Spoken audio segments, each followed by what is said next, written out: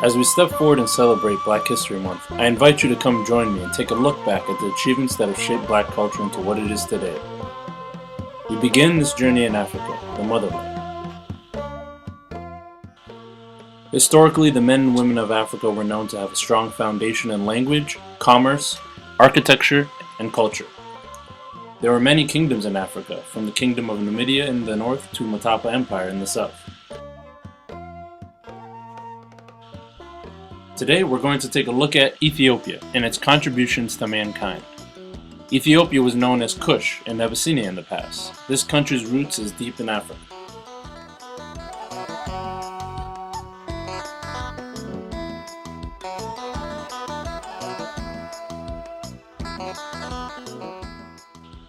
Rosetta Stone might be known as the leader in global education technology software, but before Rosetta Stone there was Giz.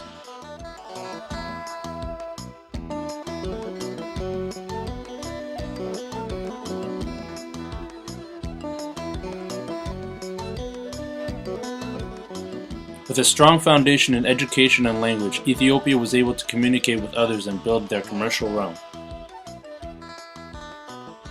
Before the digital realm took to Bitcoin as a payment system in the virtual world, there was an old-fashioned barter system of gold. Ethiopia during the Aksumite Empire had its own currency that issued gold, silver, and bronze. With a port on the Adulis, they were able to travel and trade to Egypt, Arabia, Persia, and India. Through the use of these markets and caravans, merchants were able to travel long distances to exchange goods and information. With an influx of wealth through trading, emperors were able to invest heavily into architecture and culture in Ethiopia. Some of the most amazing structures in the world lie in the heart of Ethiopia.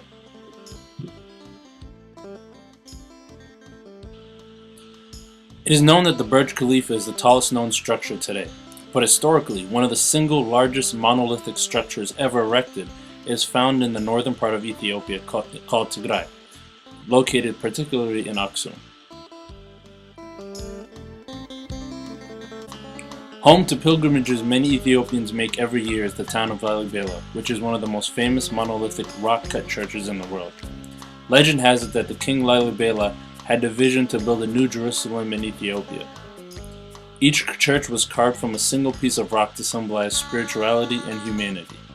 With roots in the church, the people of Ethiopia are known to have a deep biblical link to history to the Church of Christianity. The Ethiopian calendar is based off the Coptic calendar and has an 8-year gap from the Gregorian calendar. I know Harrison Ford would like you to believe that he found the lost Ark of the Covenant, but it's really in Ethiopia. The Ethiopian Orthodox Church claims to possess the Ark of the Covenant, or Tabot, in Aksum. The object is currently kept under guard in the treasury near the Church of Our Lady Mary of Zion.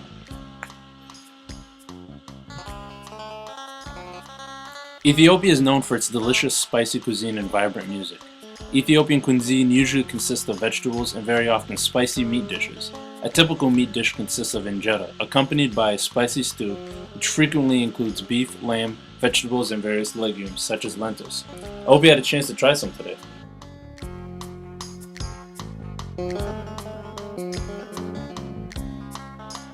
Skista is a traditional Ethiopian dance performed by both men and women. This dance is characterized by both rolling shoulder blades and bouncing the shoulders. Let's take a look at a clip that shows this dance.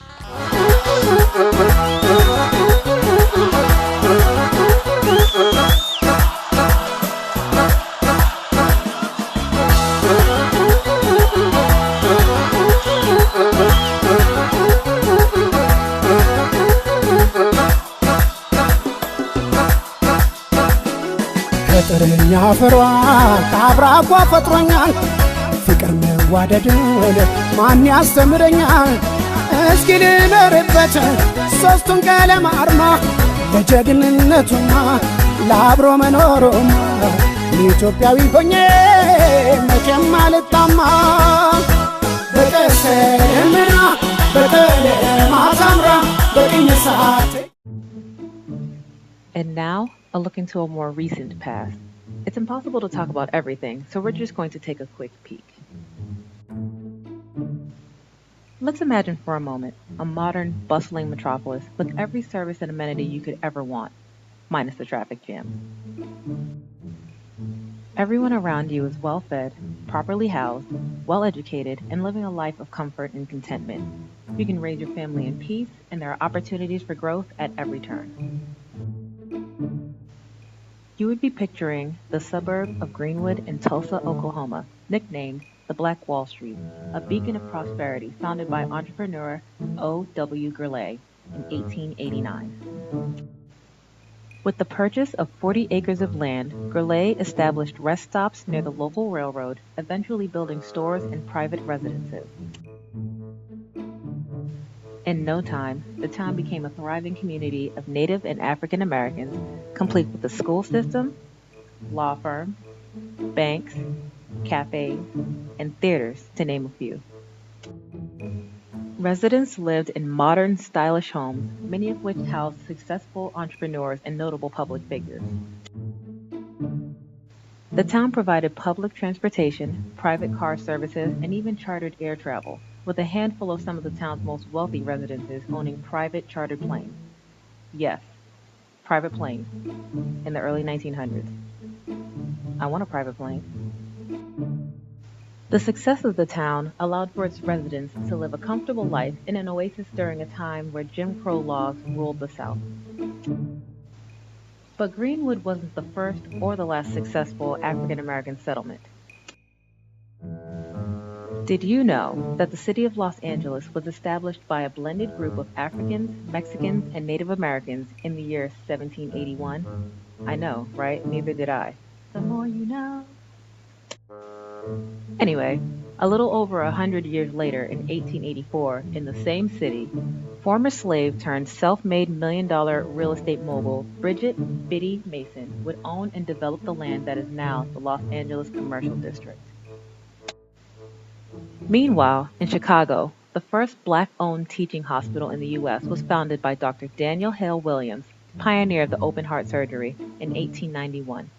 This teaching practice served students and patients of all ethnicities and genders, saving countless lives.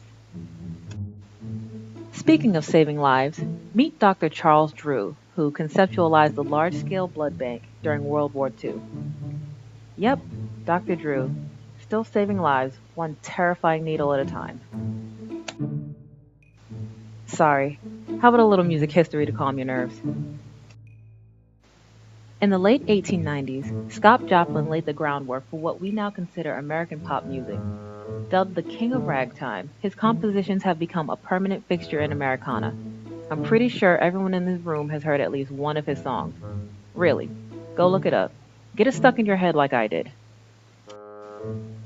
As you can see from our examples, there is a rich history of creativity, pride, and determination in the African American experience, values that have been passed down over generations, setting the groundwork for our marvelous present.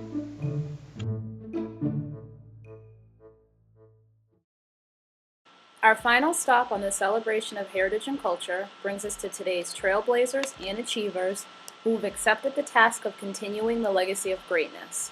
The power of intention, strong will, and goal setting have consistently provided fuel to the accomplishments of African peoples everywhere. It is why achievement continues today to shape our lives in history.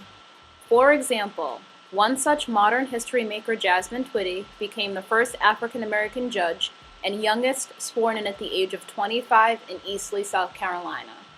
She graduated from the College of Charlestown.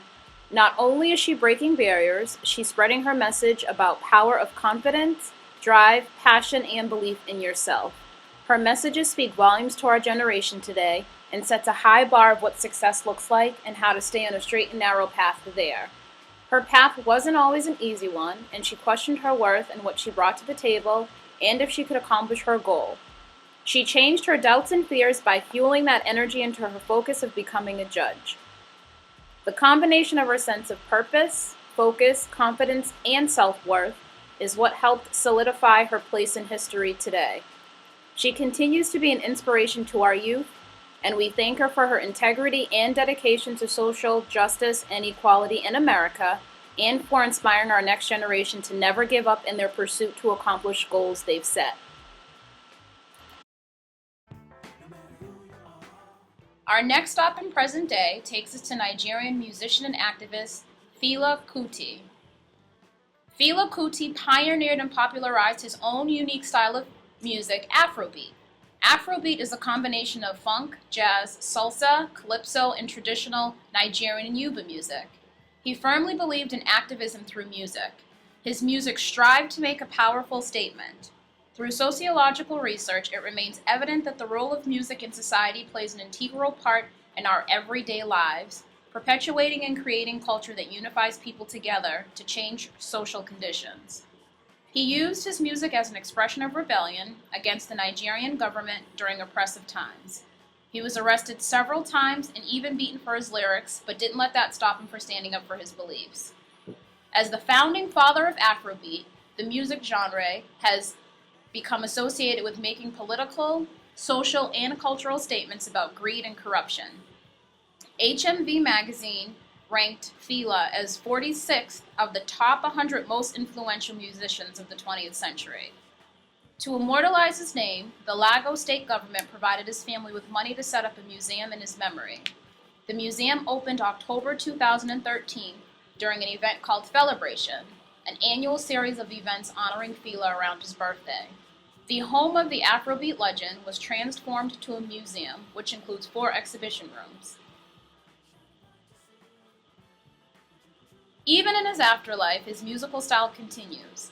Never able to conquer the United States while alive, his music has taken to the cultural hearts of everyone today. He continues to captivate a new generation of black luminaries such as Jay-Z, who co-produced his Broadway musical, which got rave reviews and a string of awards. The Broadway show received 3 Tony Awards for his story and inspired a nation. His music inspires the world and tells a story of his struggle for freedom and human dignity, and continues to grow all over the world. Afrobeat was his gift to the world. That brings us to our next political pioneer, Kofi Annan. Kofi Annan is a Canadian diplomat who served as the 7th United Nations Secretary General. Alongside the United Nations, he was the co-recipient of the 2001 Nobel Peace Prize for their work for a better organized and more peaceful world, while he served as Secretary General. He is well known for being a passionate advocate for human rights, who strongly believed in the universal values of equality, tolerance, and human dignity. He graduated from Macalester College in St. Paul, Minnesota in 1961, studying economics. His major works as a Secretary General includes the Global Impact Campaign in 1999. His successful launch attributed to this becoming the biggest initiative for promoting corporate responsibility. April 2001, he issued a call to action in response to the AIDS and HIV epidemic and viewed this as his personal priority. The call of action set to establish a global AIDS and health fund to aid developing countries dealing with crisis. He also played a crucial role in stimulating the General Assembly and Security Council after September 11 terrorist attacks on the U.S. to take action on combating terrorism. Though he retired in 2006, his legacy still remains alive. He remains involved with a numerous number of African and global organizations today. Thank you for riding with us through the celebration of culture and heritage. It is important we continue this journey so that our legacy continues for generations to come.